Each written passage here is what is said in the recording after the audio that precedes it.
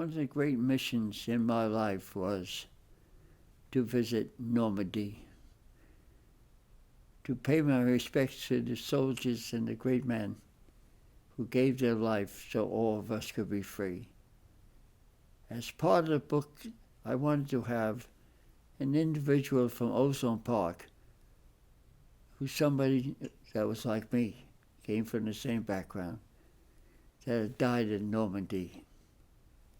I not only found Francis Bowen, not only died in Normandy, but he volunteered for the Army at the same time I did in 1943. This was the person I wanted to know more about, and I wanted to give my prayers to, in addition to all the other people that made us free. In October of 2014, at 90 years of age, and in the wheelchair, I went with my wife Sylvia to a mission to Normandy to pay my respects to the hallowed sacred ground where so many died. 20,000 Americans died at Normandy. What sacrifice, what gratitude we should have to those people, and carry on what they wanted most of all was freedom. Freedom from oppression, freedom from tyranny. To make the American dream, to be America the beacon on the hill for all other nations to see.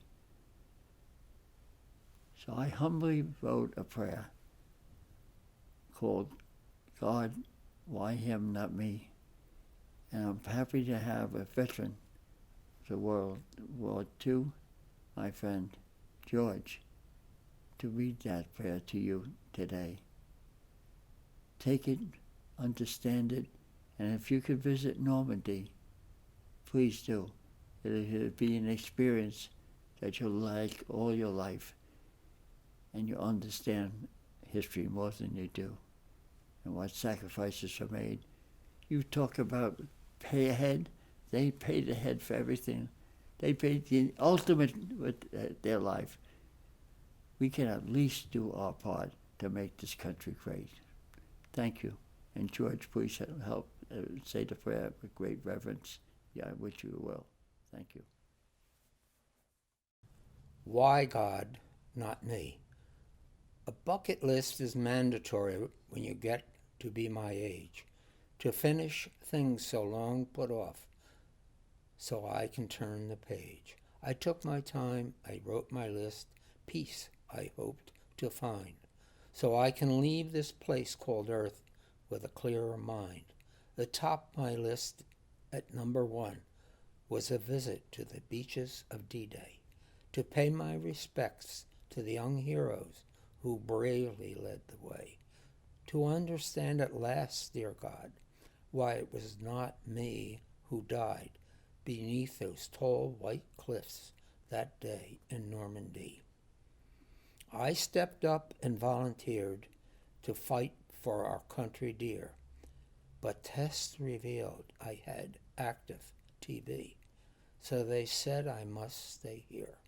If I was healthy, I will know it could have been me who fell that day instead of my neighbor, Francis Bowen, who was lost among the fray.